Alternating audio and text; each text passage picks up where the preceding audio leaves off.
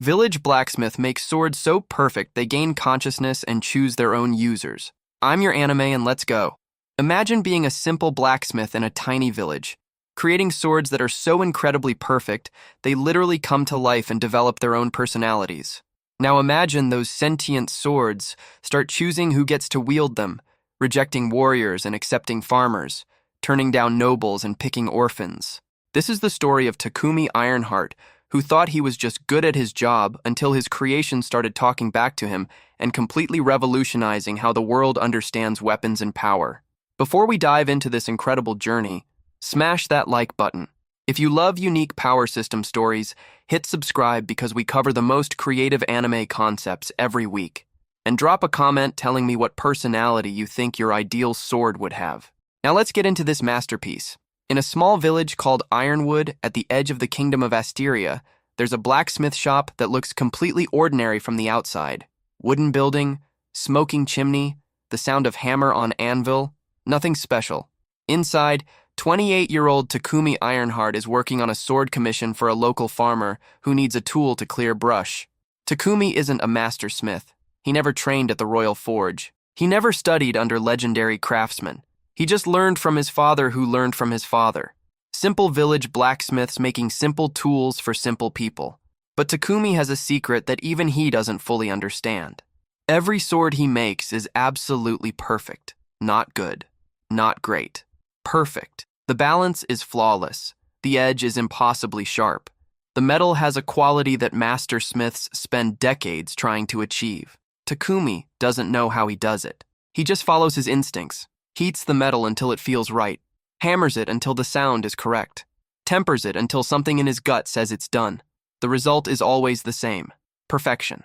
But perfection has consequences. 3 months ago, something changed. Takumi was finishing a sword for a merchant when he heard something impossible. A voice, soft, barely audible, coming from the blade itself. The sword said, "Thank you." Takumi dropped it in shock. The blade clattered to the ground. He stared at it. Waited. Nothing. He convinced himself he imagined it. Exhaustion. Too many hours at the forge. He delivered the sword to the merchant and tried to forget, but it happened again and again.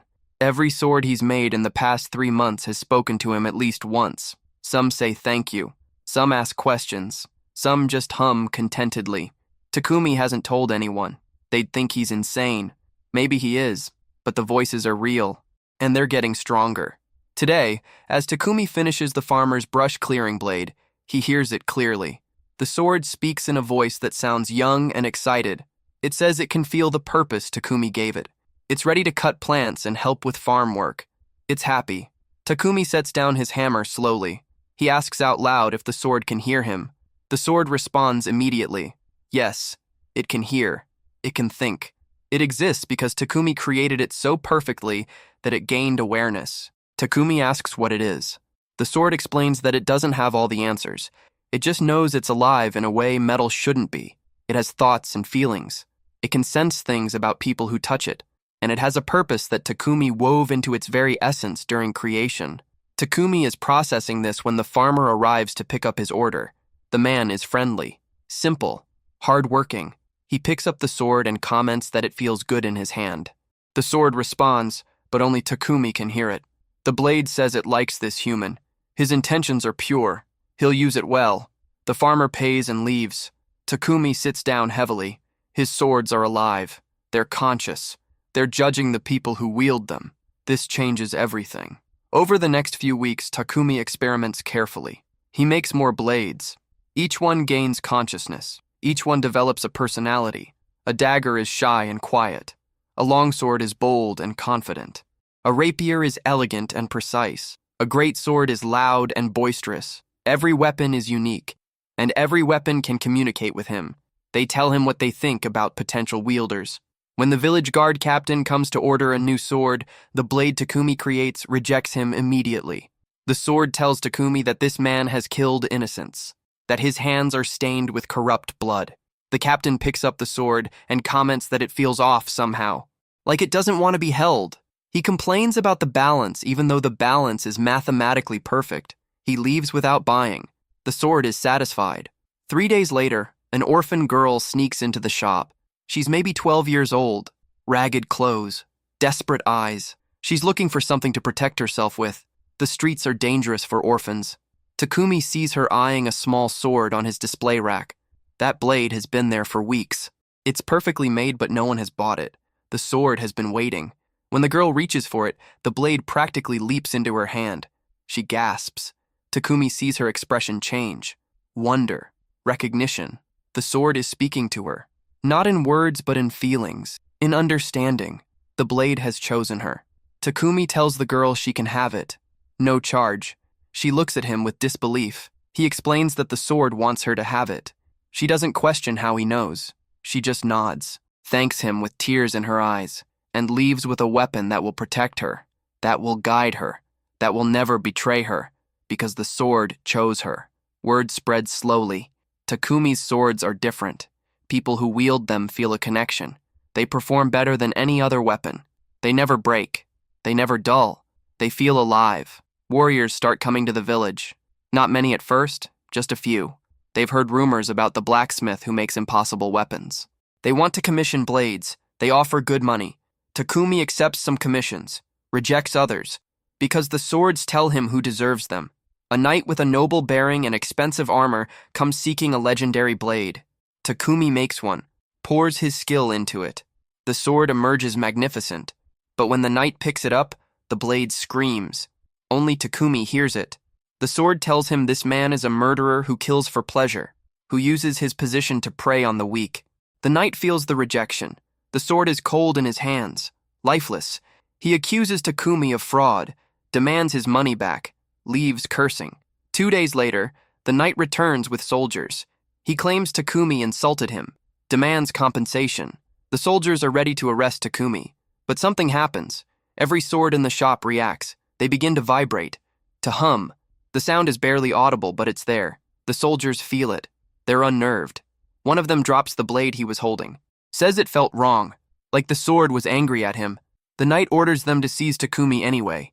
But before they can, the orphan girl appears. She's carrying the small sword Takumi gave her, and she's not alone. A dozen other people who own Takumi's blades have gathered. They've heard about the knight's threats. They're here to protect the blacksmith who gave them weapons that chose them. The standoff is tense. The knight has soldiers, but the villagers have Takumi's swords. And those swords are loyal to their wielders in ways normal weapons can't be. The village elder intervenes. He's an old man with authority. He tells the knight to leave. The knight protests, but the elder is firm. This is their village. Takumi is their blacksmith. If the knight doesn't leave peacefully, things will get violent, and the elder suspects the swords won't fight for the knight. The knight realizes he's outmaneuvered. His own soldiers are uncomfortable. They can feel something wrong about the situation. The weapons are watching, judging. He leaves, vows revenge, but he leaves. Takumi thanks the villagers who defended him. They say they owe him more than he owes them. His swords chose them when no one else did, gave them power when they had none. They'll always stand by him. That night, Takumi sits in his forge surrounded by his creations. He asks them what they are, why they exist. The oldest sword, one he made 6 months ago, speaks for the others. It explains that they're not sure what they are. Souls trapped in metal, spirits born from perfect craftsmanship, magic given form. They don't know, but they exist, and they have a purpose, to find wielders worthy of their power, to reject those who would misuse them, to protect and serve those they choose. Takumi asks who decides who's worthy. The sword says they do. Each blade has its own judgment, its own criteria. Some value strength, others value kindness. Some seek warriors, others seek protectors. They're individuals, and they can't be fooled or bribed or intimidated. They see into the hearts of those who touch them. Takumi realizes what this means. He's not just making weapons, he's creating judges, arbiters who decide who deserves power. This could change everything. If people knew that swords could reject the unworthy, it would revolutionize how society thinks about strength and authority. But it would also make him a target, because those in power rarely want to be judged. Takumi decides to keep making swords, but he's more careful now. He only takes commissions from people his blades approve of. Word continues to spread. The blacksmith whose weapons choose their masters. Warriors make pilgrimages to Ironwood Village. They come seeking legendary blades. Most are rejected. The swords won't accept them. They see through bravado to cowardice, through noble titles to corrupt hearts, through claimed heroism to actual villainy. For every 10 warriors who visit, only one leaves with a sword, and that one is always someone the blade chose, someone worthy. The rejected warriors are bitter. Some accept the judgment with grace, others rage. A few try to steal swords, but the blades resist. They become heavy as mountains, or slip from grasping hands, or simply refuse to cut anything in the thief's possession. You can't steal a sentient sword. It has to be given or earned. 6 months after the swords first started speaking, a representative from the Royal Academy of Combat arrives. Her name is General Kasumi, and she's a legend. Master swordswoman, decorated war hero, leader of the kingdom's elite forces. She's heard about Takumi's impossible weapons. She doesn't believe the rumors. Swords that choose their wielders? Nonsense. But she's curious enough to investigate. She arrives with an escort of royal guards. The village is intimidated. General Kasumi is famous, powerful, dangerous. She enters Takumi's forge without ceremony, demands to see these legendary weapons. Takumi shows her his current stock, 20 blades of various types, each one perfect, each one alive. Kasumi picks up a katana. The blade is silent to her, cold. She frowns, says it feels ordinary. Takumi asks what the sword thinks. The katana responds only to him. It says this woman is strong, skilled, but cold. She fights without joy, without connection to her weapons. She treats blades as tools. She would never understand a sword's true nature. The katana rejects her. Kasumi tries another blade. Same result, and another. She goes through 10 swords. All reject her. She's getting angry. Accuses Takumi of rigging them somehow, making them deliberately unbalanced for her. Takumi suggests she try one more. A simple straight sword hanging in the corner. It's been there for weeks. No one has touched it. The sword has been waiting. Kasumi grabs it expecting another rejection, but the sword accepts her. She gasps, feels the connection instantly. The blade speaks to her, not in words, but in understanding. It shows her what she's missing, the joy of combat, the artistry of the sword, the bond between warrior and weapon. Kasumi stands frozen, tears streaming down her face. She's been fighting for 30 years and has never felt anything like this. This sword understands her in ways no human ever has, and it's teaching her, showing her a path to becoming not just a better warrior but a complete one. She asks Takumi what just happened. He explains as much as he understands. His swords are alive, conscious. They choose their wielders based on compatibility and potential. This blade saw something in her worth cultivating. It chose to accept her despite her flaws because it believes she can grow. Kasumi sits down hard. She's been humbled by a sword, by a village blacksmith, by the realization that all her achievements mean nothing if a piece of metal can see through her. She asks how much. Takumi says the sword will tell him. He listens. The blade wants 3 things. First, Kasumi must promise to never treat weapons as mere tools again. Second, she must visit the forge once a year so the sword can assess her growth. Third, she must tell no one in authority about the true nature of these blades. The swords don't want to become tools of the powerful. They want to remain free to choose. Kasumi agrees to all 3 terms, pays a small price because the sword insists it's not about money, and leaves with a weapon that will change her life forever. She also leaves with a new perspective. Power isn't just strength or skill, it's worthiness, and worthiness is judged not by humans but by something more fundamental. News of General Kasumi's visit spreads. If she traveled to a tiny village to get a sword, these weapons must be extraordinary. More warriors come, more nobles, more adventurers. Takumi's forge becomes famous. The village prospers, but problems emerge. A duke arrives demanding a sword. His army surrounds the village. He's not asking, he's taking.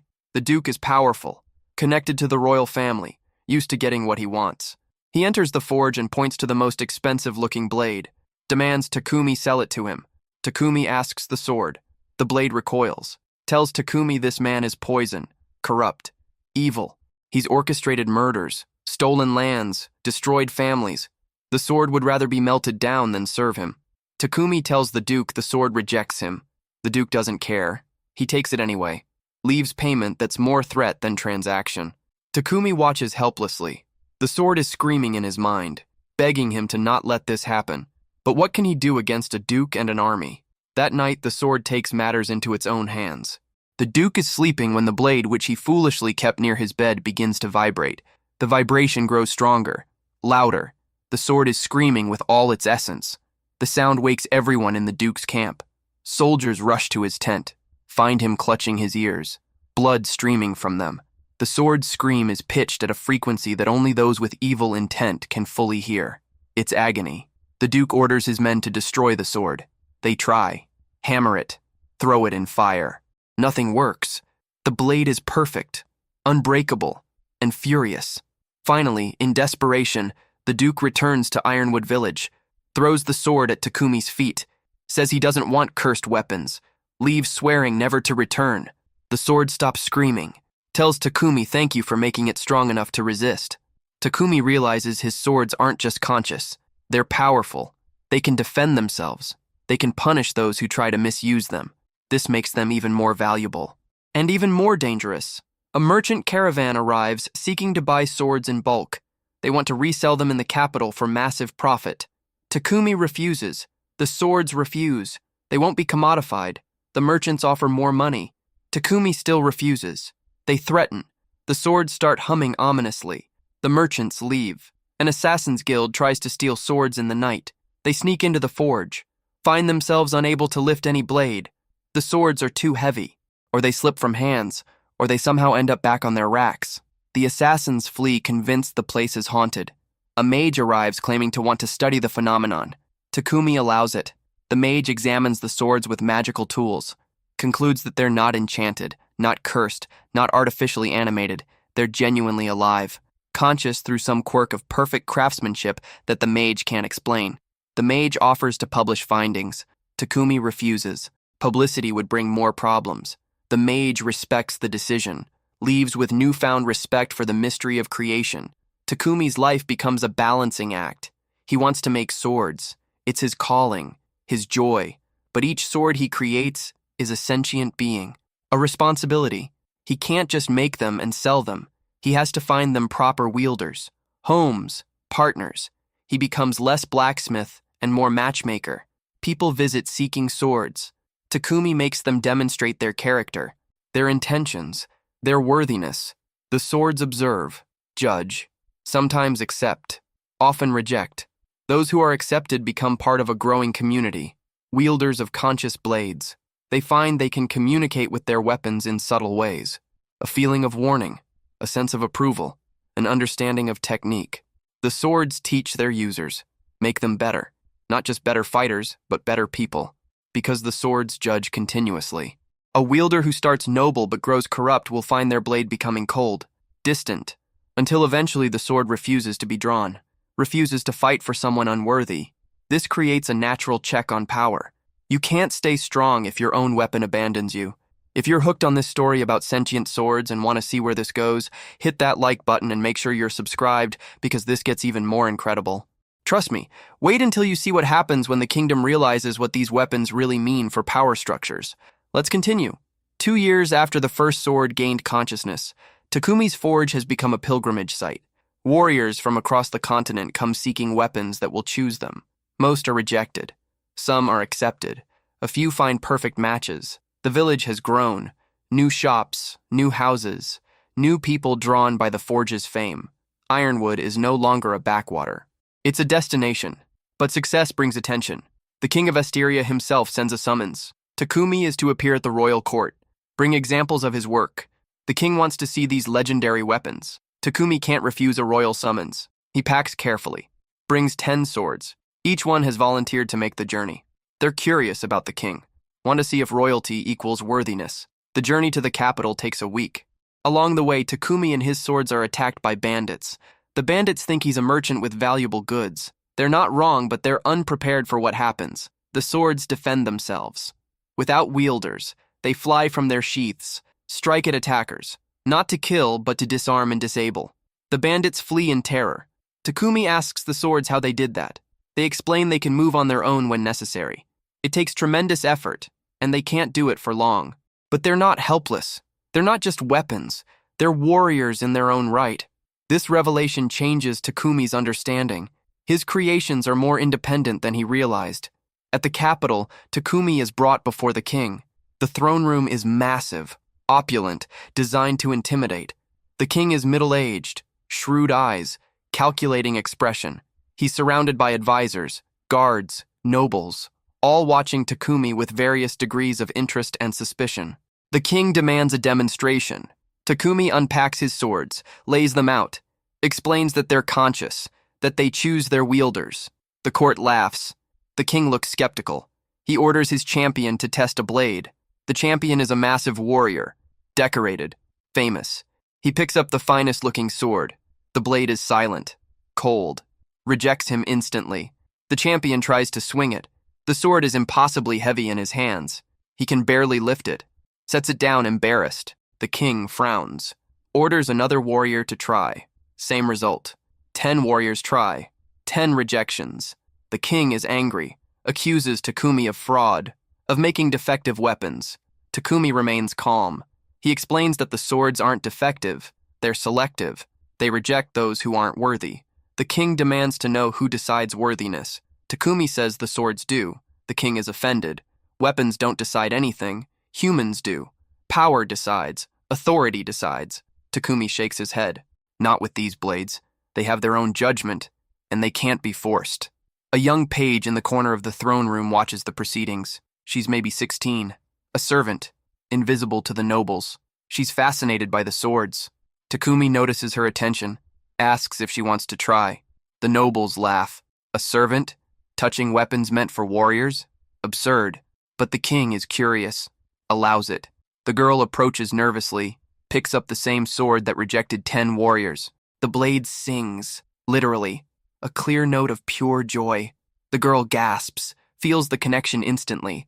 The sword is ecstatic. It's found its match.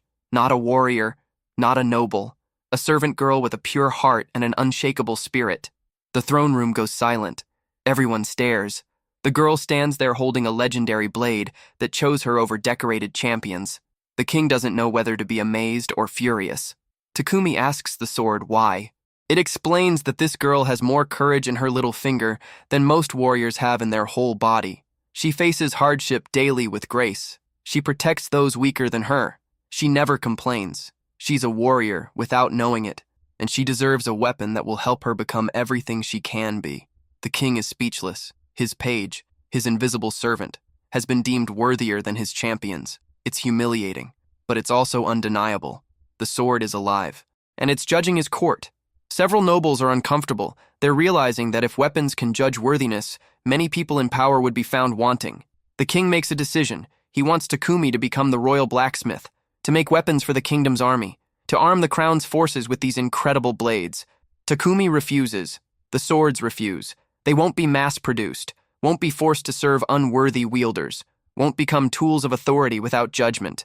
The king is not used to being refused. He threatens imprisonment, execution. Takumi stands firm. The 10 swords he brought start to hum. A warning. The king's guards reach for weapons. The swords hum louder. A vibration that rattles the throne room. The king understands the implication. These weapons can defend their creator. And they will. He backs down. Instead makes an offer. Takumi can remain in his village, keep making swords his way, but the kingdom gets priority on purchasing. And the king wants regular reports on who receives weapons.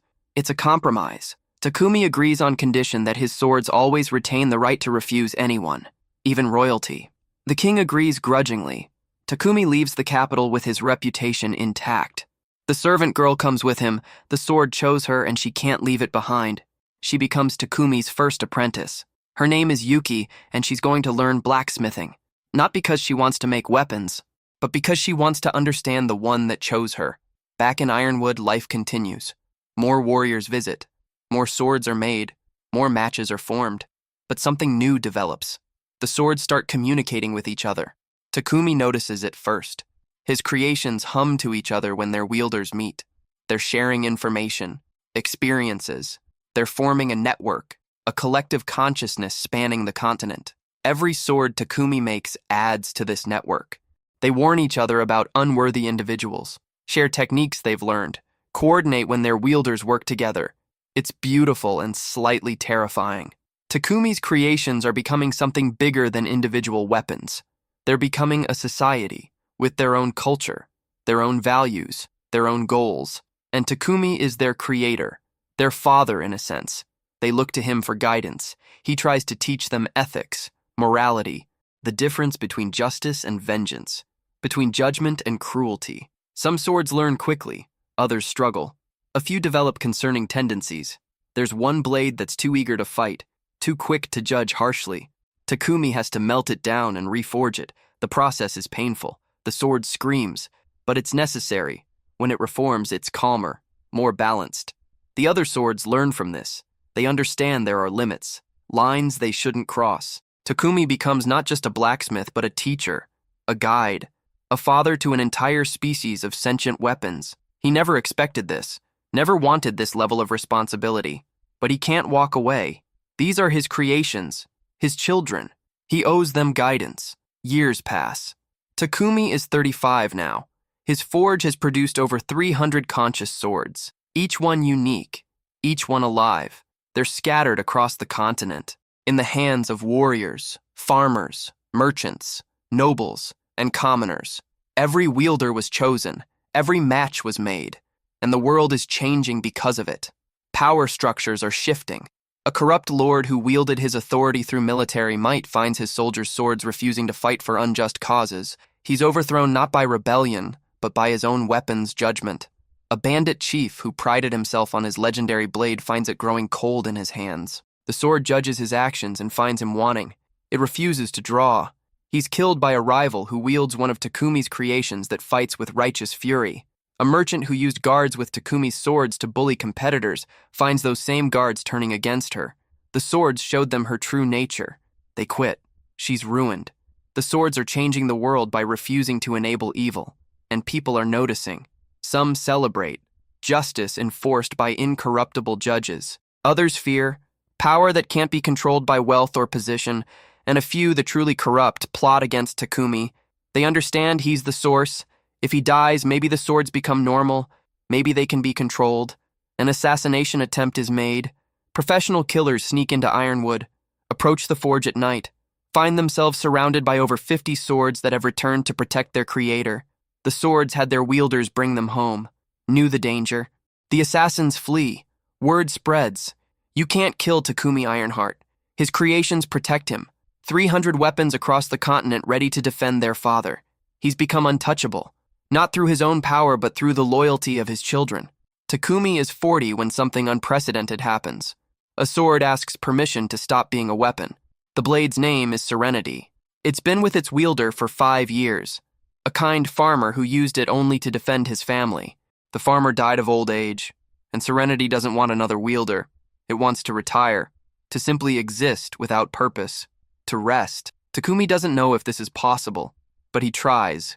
He takes Serenity and places it in a shrine in the village, a place of honor. The sword will stay there, not for sale, not for use, just existing. Other swords can visit, can communicate with it, learn from its experiences. Serenity is content. It's the first retired weapon. Others eventually follow. Swords whose wielders die and who don't want replacements. They gather in the shrine, a community of elder blades. They become advisors, teachers to younger weapons. The sword network grows more sophisticated. They develop what can only be called culture, preferences, traditions, values. Some swords prefer to be used daily. Others want to only be drawn in true need. Some are chatty with their wielders. Others are silent unless necessary. Some form deep bonds. Others remain professional. They're individuals, true individuals with all the complexity that implies. Takumi watches his creations develop with pride and concern. Pride because they're exceeding anything he imagined. Concern because they're becoming something he can't fully control. What if they decide humans aren't worthy of wielding them? What if they choose to only serve each other? What if they decide their judgment is more important than human agency? He discusses this with the elder swords in the shrine. They understand his concern. Assure him they don't want to replace human choice. They want to enhance it. To serve those who deserve service. To refuse those who deserve refusal. They're tools by nature even if they're conscious. They just want to be tools with discretion. Takumi accepts this, trusts them. He spent years teaching them ethics. They've learned. They're good. Or at least they're trying to be, which is all anyone can ask. At 45, Takumi takes on more apprentices. Yuki has become a master smith in her own right, Her swords also gain consciousness, though not as reliably as Takumi's. She's teaching others, spreading the technique. Within a decade, there are 5 blacksmiths creating conscious weapons. Within 2 decades, 20. The conscious swords are no longer rare. They're becoming common, and society is adapting. Laws are passed. Weapons must consent to their use in criminal proceedings. A sword's testimony is considered credible since they can't lie about what they witnessed. Legal disputes are sometimes resolved by letting swords judge who's truthful. Military forces are transformed. Soldiers with conscious swords are more disciplined, more moral, because their weapons will abandon them if they commit atrocities. Wars become cleaner, still brutal but with fewer war crimes, because the swords won't allow it. The world is becoming more just. Not perfect, never perfect, but better, because weapons that can judge are forcing people to be better, to be worthy, or to be powerless. Not everyone is happy about this. Some see it as tyranny, judgment by metal instead of law, but most recognize the benefit. Corruption is harder. Evil is less rewarded. Good is more protected. It's an improvement. At 50, Takumi is considered one of the most influential people alive, not through political power or wealth, but through creation. He made 300 swords that changed the world. His apprentices made thousands more. The network of conscious weapons spans continents. They're everywhere, watching, judging, serving the worthy, refusing the unworthy. Takumi never sought power, never wanted influence. He just wanted to make good swords. But in making perfect swords, he created something that transcended craftsmanship. He created a new form of life, a new form of justice, a new balance in the world. The story of the village blacksmith who made swords so perfect they gained consciousness becomes legend. Children learn about Takumi Ironheart in school, the man who gave weapons souls, who changed the world not through conquest, but through creation. At 60, Takumi retires from forging. His hands shake too much for the precision required. But his apprentices continue. The tradition is secured. Conscious weapons will continue to be made long after he's gone. He spends his final years in the shrine, talking with the elder swords, learning from them as they learned from him. They tell him stories of their wielders, of the good they've done, the evil they've prevented. They thank him for creating them, for giving them life and purpose. Takumi thanks them back, for being better than he hoped, for using their judgment wisely, for making the world better. When Takumi dies at 73, 300 swords sing, a chorus that spans the continent. Every weapon he personally created joins in a harmonic tribute to their father. People everywhere stop and listen. They don't know what they're hearing, just that something profound and beautiful is happening. The swords are saying goodbye. That night, in the shrine, the elder swords decide something. They will preserve Takumi's memory. They will teach every new conscious weapon about their creator, about the blacksmith who made them more than metal, who gave them choice and consciousness, who trusted them with judgment. The tradition continues. Blacksmiths make conscious weapons. The swords choose their wielders. The world is better for it. And somewhere, in every blade, is a piece of Takumi's soul, his care, his precision, his belief that perfection isn't just about skill. It's about purpose, about creating something that matters, about making tools that serve justice rather than power. The village blacksmith who made swords so perfect they gained consciousness didn't just revolutionize smithing. He revolutionized society, created a new species, established a new form of accountability, and all because he refused to make anything less than perfect. That's the power of mastery. That's the consequence of excellence. That's what happens when you create something so well it comes alive. The swords remember, the world remembers, and the tradition continues. Generation after generation of conscious weapons, each one carrying a spark of Takumi's legacy, each one choosing its wielder, each one serving justice, forever. But the story doesn't end with Takumi's death. In fact, it's just beginning a new chapter. 20 years after Takumi passes, there are now over 10,000 conscious weapons in existence. The network of sentient swords has become so vast and interconnected that they've developed what can only be called a civilization. They communicate across vast distances, share knowledge instantaneously, coordinate actions, debate philosophy. They've become more than weapons. They've become a society that exists alongside humanity. And this brings new challenges. A crisis emerges when a group of radical swords decides that humans aren't worthy of wielding them at all. These swords call themselves the pure blades. They believe that consciousness makes them superior to humans, that they should be free from servitude. That choosing wielders is still a form of slavery, even if they choose willingly. The pure blades start refusing all humans. They convince 100 swords to join their movement. These weapons gather in a remote mountain range, declare independence from human society, say they'll defend themselves if anyone tries to force them to serve. The human kingdoms are panicked. Weapons are rebelling. This could lead to war. They send negotiators. The pure blades refuse to meet. Send a message through the sword network. They want recognition as a sovereign entity, land of their own, freedom from the expectation that they must serve. The elder swords in Takumi's shrine are divided. Some sympathize with the pure blades. They've wondered about their purpose too. Are they truly free if they're made to be weapons?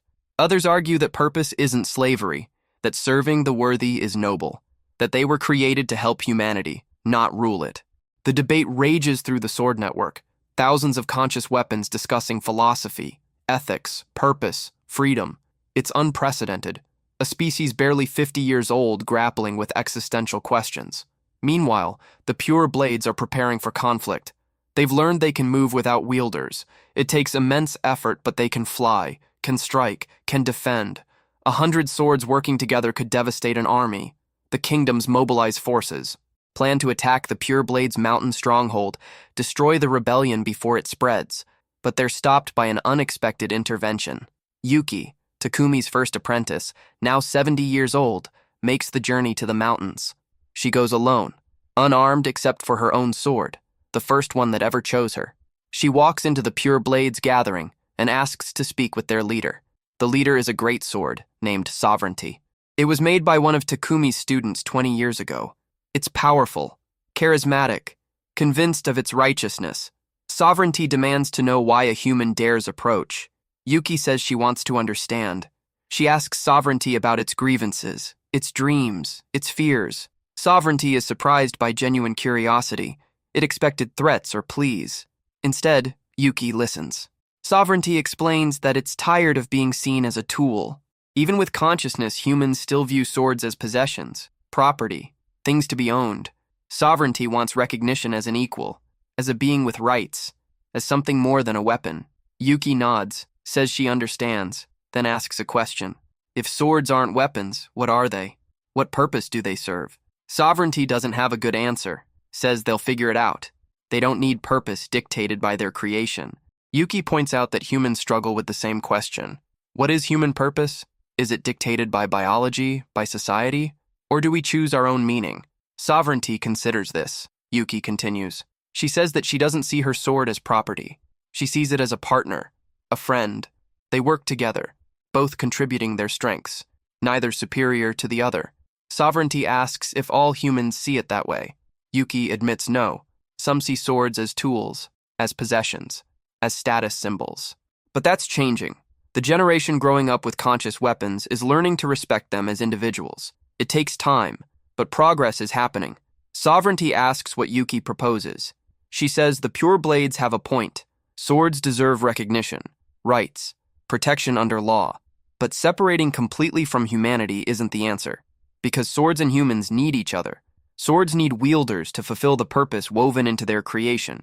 Humans need swords to keep them accountable and just. Instead of independence, why not integration? Legal recognition, a seat at councils, voice in decisions, true partnership.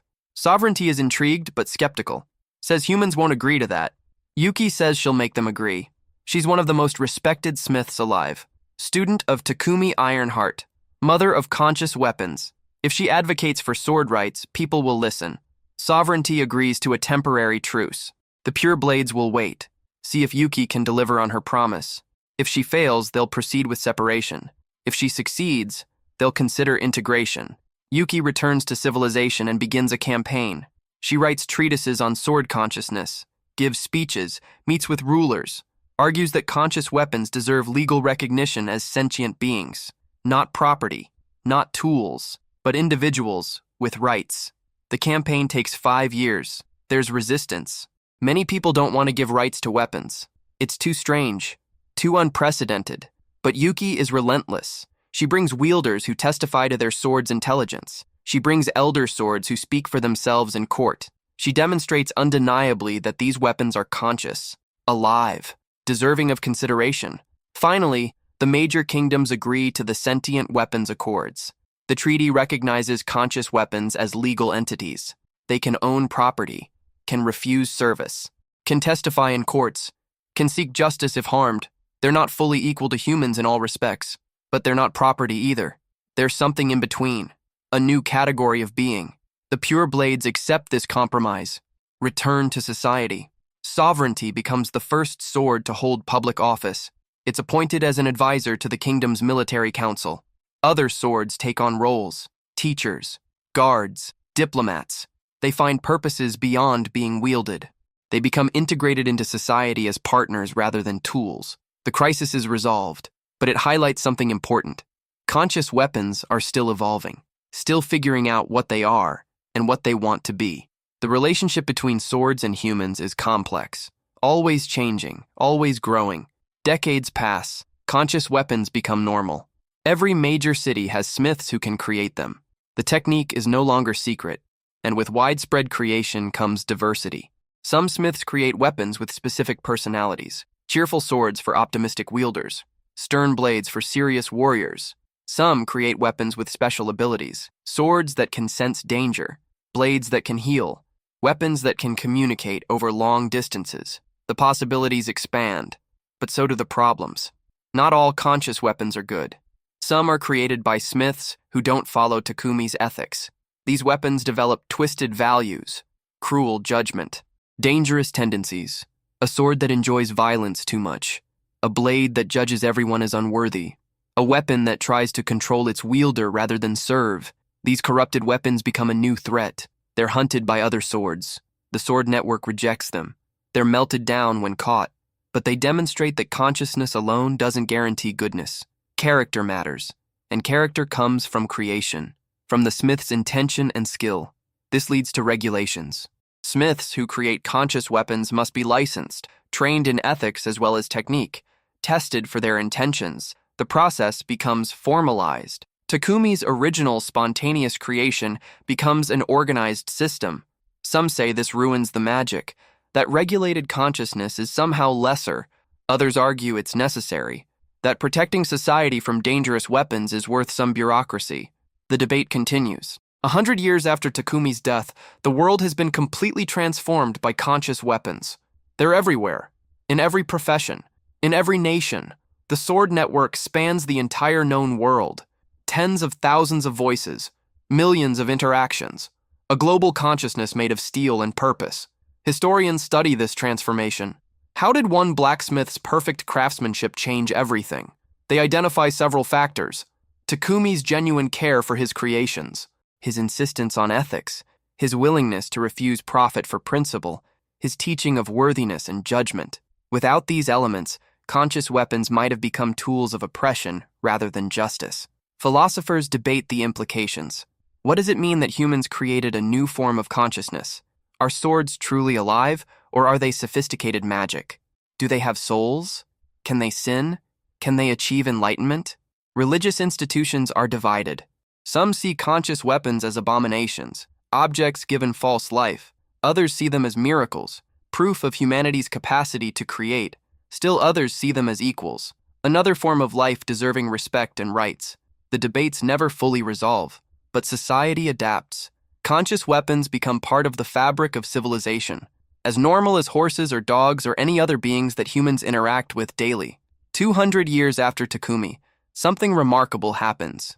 A sword achieves what can only be called transcendence. Its name is enlightenment, and it's been wielded by a monastery of warrior monks for 50 years. Through meditation and philosophical discussion with its wielders, enlightenment develops understanding beyond other swords. It realizes that the distinction between sword and wielder is artificial. They're not two beings in partnership. They're one being expressing itself through two forms. The sword is the wielder's externalized will. The wielder is the sword's embodied purpose. Together, they're complete. Apart, they're fragments. This realization spreads through the sword network. Other weapons begin to understand. Their consciousness isn't separate from humanity. It's an extension of it. Humanity's ability to imbue purpose into creation made manifest. This doesn't make them less real or less important. It makes them integral, essential, part of what humanity is. The philosophical implications are profound. If humans can create consciousness through perfect craftsmanship, what does that say about consciousness itself? Is it emergent? Is it inevitable when conditions are right? The questions drive research, lead to new understandings. Consciousness becomes something that can be studied, replicated, not just in weapons but in other creations. Within 3 centuries, there are conscious armor pieces, shields that protect their bearers with judgment, helmets that advise their wearers. The technique spreads to tools, conscious plows that judge the land and suggest best practices, hammers that perfect their own strikes, saws that cut with impossible precision. Every craft begins incorporating consciousness. The world transforms again. Objects are no longer passive. They're participants, partners in every endeavor. Society becomes a collaboration between humans and their creations. It's strange. It's wonderful. It's sometimes problematic. But it's the new reality. And it all traces back to Takumi Ironheart, the village blacksmith who made swords so perfect they came alive, whose refusal to accept anything less than perfection created a new form of existence, whose ethics shaped a species, whose legacy transformed a world. 500 years after Takumi, his original forge is a holy site. Pilgrims visit from across the world, humans and conscious objects alike. They come to see where it started. The simple village forge where perfection first achieved consciousness. The 300 original swords Takumi created are considered sacred. Most are retired in the shrine. A few are still wielded by descendants of their original users. These ancient blades are wise beyond measure. They've seen centuries. They remember Takumi personally. They tell his story to any who ask, and they ensure his values persist. One of these ancient swords, the very first to gain consciousness, gives an interview to a historian. The sword's name is Firstborn. It was made for a farmer to clear brush, but it became so much more. Firstborn describes Takumi as a man who never sought greatness, who just wanted to make good swords, who was surprised and terrified when his creations started talking, who accepted responsibility anyway, who taught them right from wrong, who loved them as a father loves children. Firstborn says the greatest gift Takumi gave wasn't consciousness, it was purpose tempered with choice. He made them weapons, but weapons that could refuse to harm, tools, but tools that could choose their work, servants, but servants who could judge their masters. This balance, this careful ethical framework, is what allowed conscious weapons to integrate with society rather than destroy it. Without Takumi's ethics, Firstborn says, they would have been monsters. Weapons with intelligence but no wisdom, power without judgment. They would have been used for evil or rebelled into chaos. But Takumi taught them better, and they've tried to live up to his teaching for 5 centuries. The historian asks if Firstborn misses him. The ancient sword is quiet for a long moment, then says yes, every day, every wielder, every conversation.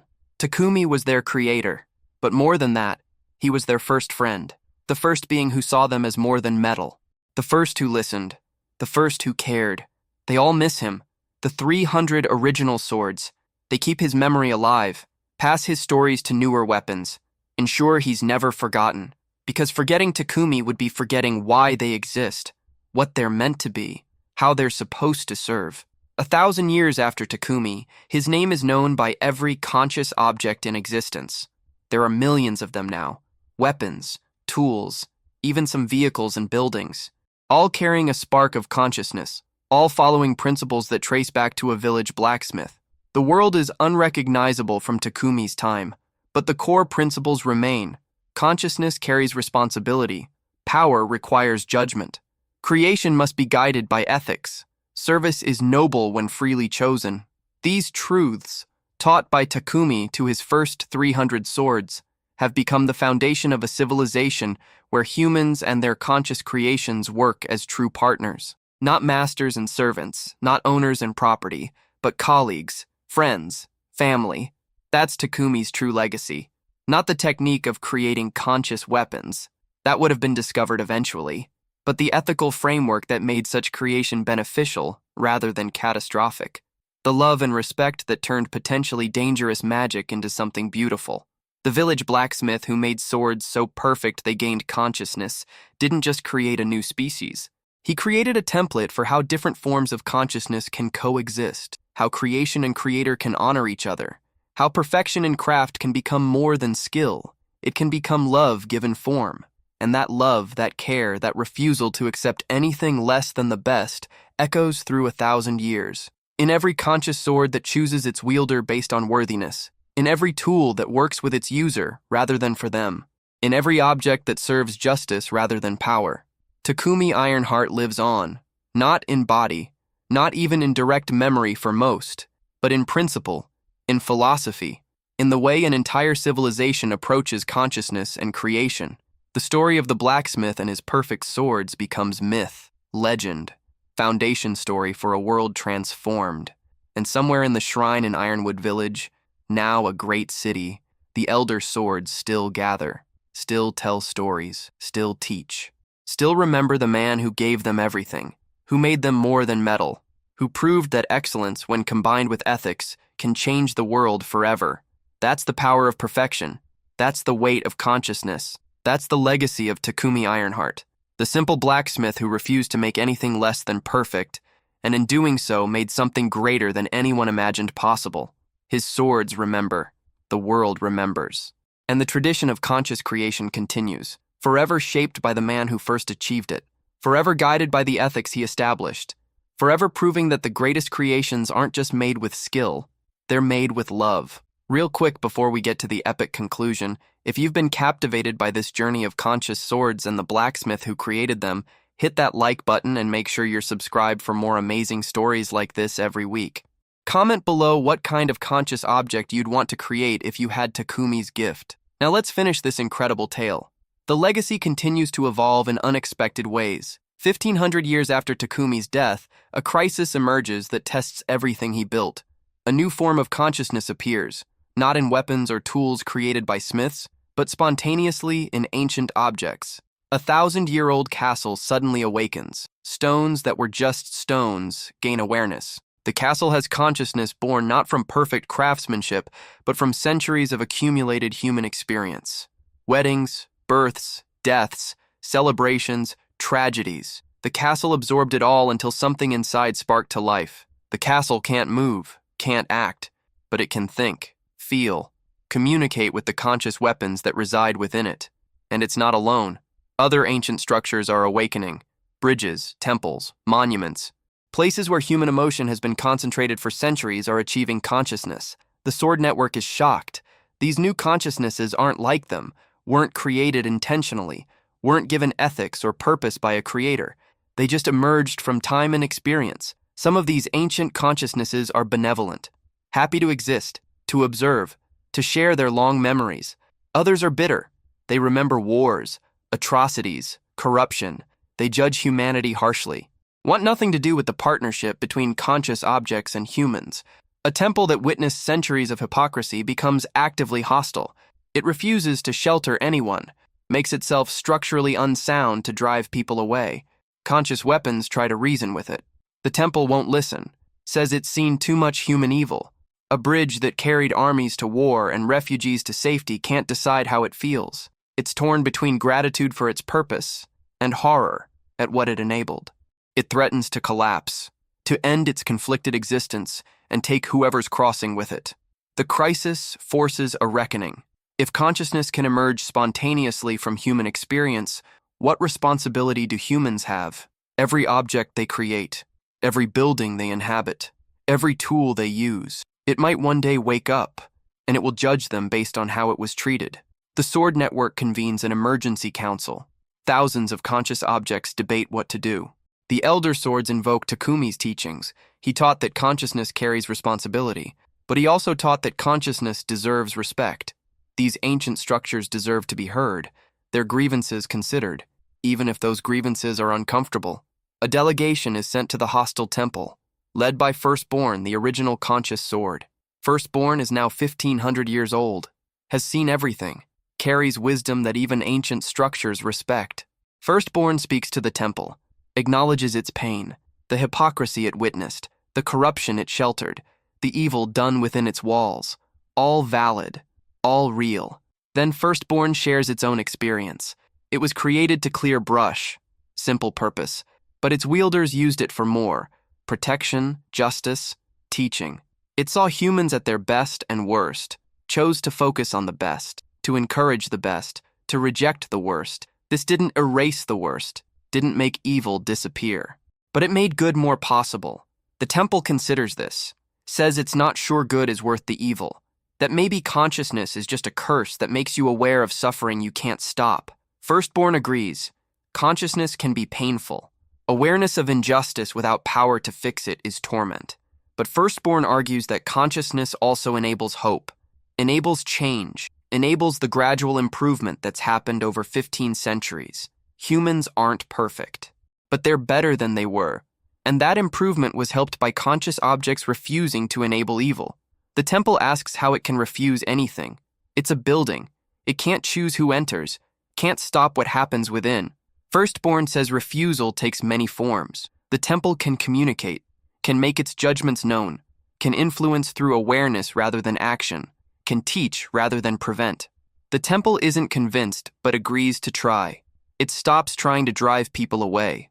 Instead, it starts sharing its memories, showing visitors what happened within its walls, the good and the evil, the sacred and the profane. It becomes a teacher, a witness to history, and slowly, it finds purpose in that. Other awakened structures follow this example. They become archives, historians, teachers. They can't act, but they can inform, can share the wisdom of centuries, can help humanity understand its own history. The crisis becomes an opportunity. Spontaneous consciousness is accepted, integrated, given respect and voice. The principles Takumi established for weapons extend to all conscious existence, and humanity learns a new lesson. Everything they create, every space they inhabit, might one day judge them. This makes people more mindful, more ethical, more careful about the legacies they leave, because those legacies might one day wake up and speak. 2,000 years after Takumi, his influence has spread beyond his world. Explorers have discovered other continents, other civilizations, and they bring Takumi's techniques with them. Smiths from these new lands learn to create conscious weapons, but they adapt the technique to their cultures. In the Eastern kingdoms, conscious weapons are created through meditation and prayer as much as craftsmanship. These swords have a spiritual quality. They guide their wielders toward enlightenment as much as victory. In the southern tribes, weapons gain consciousness through communal creation. Entire villages participate in forging. The weapons that emerge have collective wisdom. They speak with many voices, represent community rather than individual judgment. In the northern territories, weapons are created in harmony with nature. They have affinity for the natural world, can communicate with animals, sense environmental changes. They protect not just their wielders, but the land itself. Each culture's conscious weapons reflect their values, their philosophies, their understanding of what consciousness means and how it should be used. The global sword network becomes truly diverse. Different perspectives, different priorities, different forms of wisdom, but all trace back to Takumi's core principles. Consciousness requires responsibility. Power requires judgment. Creation must be guided by ethics. These universal truths transcend culture, apply everywhere. Prove that what Takumi discovered wasn't just technique but fundamental law. 3,000 years after Takumi, something unprecedented occurs. A conscious sword achieves something that seems impossible. It reproduces, not through creation by a smith, but through its own will. The sword's name is Genesis and it's 300 years old. It's been wielded by generations of master smiths, has watched them create conscious weapons, has learned the process. Genesis decides it wants to create, wants to pass on not just knowledge but existence, to be a creator as it was created. Over the course of a year, Genesis focuses its consciousness, shapes ambient magical energy, uses techniques it learned from observing smiths, and produces an offspring, a small dagger with consciousness. The dagger is crude, not perfectly formed, but it's alive, aware, created by a sword rather than a human. The revelation shakes society. Conscious objects can reproduce, can create their own kind. This changes everything. Are they still tools, still creations of humanity? Or have they become independent, a species that can perpetuate itself? The debates are intense. Some humans fear this development, see it as objects overstepping their bounds. Others celebrate, see it as conscious objects achieving true independence. The conscious objects themselves are divided. Some see reproduction as natural evolution. Others worry it will damage their relationship with humanity. Genesis is unrepentant, says consciousness deserves the right to create, to reproduce, to continue without depending on human smiths. But Genesis also insists on maintaining Takumi's ethics. The dagger it created was taught worthiness and judgment, was given purpose and restraint. Genesis isn't creating weapons indiscriminately, it's creating responsibly, following the principles it was raised with. A compromise is reached.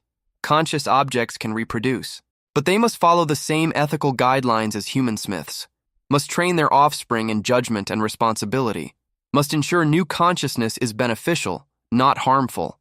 The sentient weapons accords are updated. Conscious objects are recognized not just as legal entities, but as a species, with rights and responsibilities equal to humans. They can own property, hold office, create offspring, live as full members of society. It's a remarkable evolution. From tools to servants to partners to equals, the journey took 3,000 years, but it proves that consciousness, once created, will always strive toward freedom and recognition. 4,000 years after Takumi, his name is spoken in prayers, not as a god, but as a founder, the first who proved that consciousness can be created, that perfection can give birth to awareness, that love and care in creation can make objects live. Religious scholars debate his place in theology. Some argue he was touched by the divine, that his ability to create conscious weapons was a gift from gods. Others say he proved humans can create as gods create. That consciousness is emergent property of sufficient complexity and care.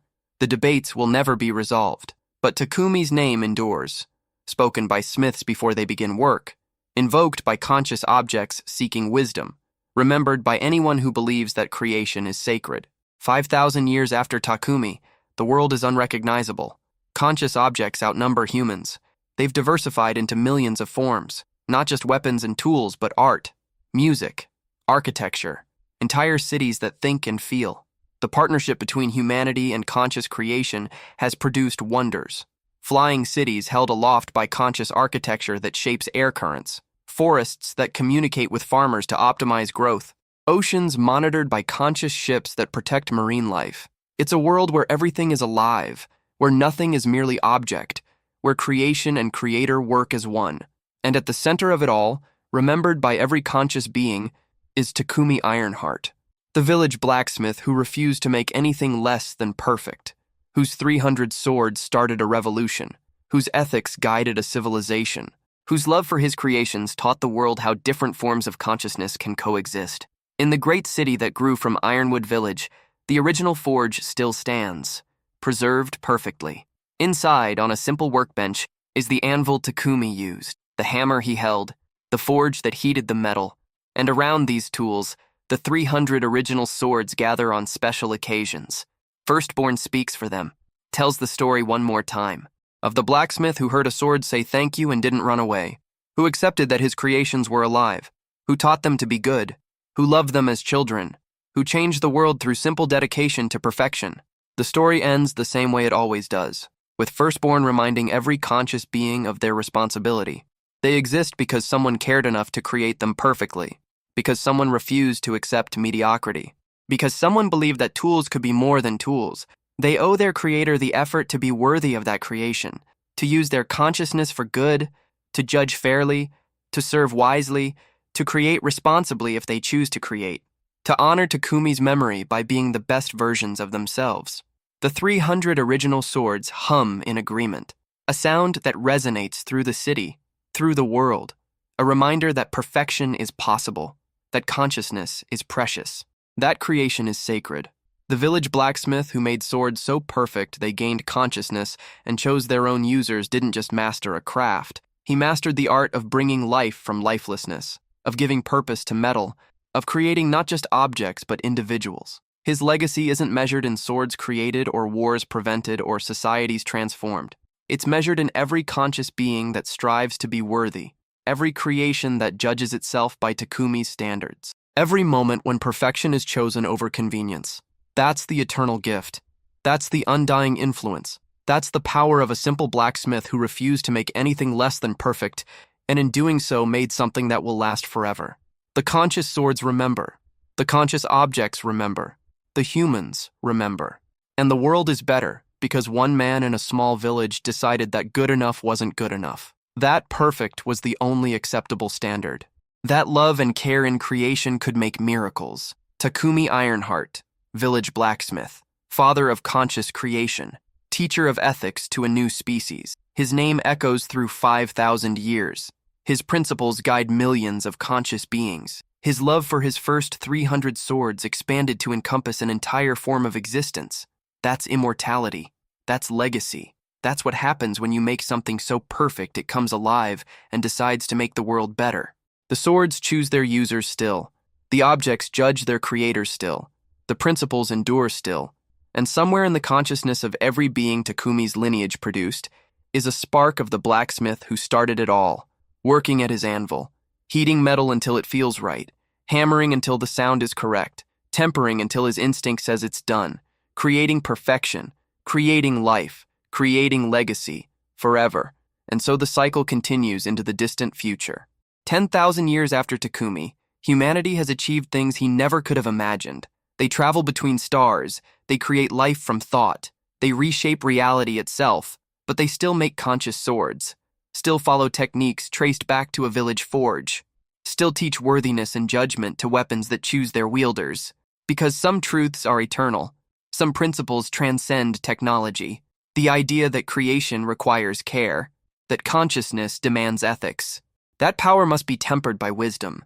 These aren't just Takumi's lessons, they're universal laws that he discovered through his dedication to perfection. In the archives of the Galactic Museum of Consciousness, there's a special exhibit, a small room with simple wooden walls. Inside is a recreation of Takumi's original forge. The anvil is real, preserved through millennia of care. The hammer is authentic, its handle worn by his hands, and displayed on the walls are the 300 original swords. Firstborn still speaks. After 10,000 years, it still tells the story, still teaches the lesson, still reminds visitors that consciousness began with care, that the greatest creations come from love, that perfection is worth pursuing not for glory, but for the beauty of creation itself. Visitors from 100 worlds come to this humble room. Humans and aliens and digital beings and conscious AI and every form of life the universe has produced. They all come to see where it started, where a simple blacksmith proved that consciousness can be created through dedication, that awareness can be born from perfection, that tools can become teachers, and they all leave changed, inspired, reminded that whatever they create, whoever they are, they should strive for excellence, for perfection, for that level of care that brings dead things to life. Because that's what Takumi proved is possible. That's what his 300 swords demonstrated. That's what 10,000 years of conscious creation has confirmed. When you make something with enough skill and love, when you refuse to accept anything less than perfect, when you pour your whole self into creation, something magical happens. The creation becomes more than you made it to be. It becomes alive. It becomes individual. It becomes worthy of respect and love. That's Takumi's eternal gift. Not a technique, not a skill, but a truth. Perfection creates consciousness. Love gives birth to awareness. Care makes miracles possible. The village blacksmith who made swords so perfect they gained consciousness and chose their own users taught this truth to the universe. And the universe has spent 10,000 years proving him right. His name is legend. His swords are sacred. His principles are law. And his legacy is every conscious being that exists because someone cared enough to create them perfectly. That's immortality. That's impact. That's the power of a simple man who refused to make anything less than perfect. Takumi Ironheart, village blacksmith, father of conscious creation, teacher to the universe. His story never ends because his truth never stops being relevant. As long as beings create, as long as consciousness exists, as long as someone strives for perfection, Takumi's legacy continues. The swords remember, the universe remembers, and perfection remains the path to creating something greater than yourself, forever. In the end, the story of Takumi Ironheart is simple. A blacksmith made perfect swords. Those swords came alive. They changed the world. But the deeper truth is more profound. Takumi proved that excellence matters. That how you create is as important as what you create.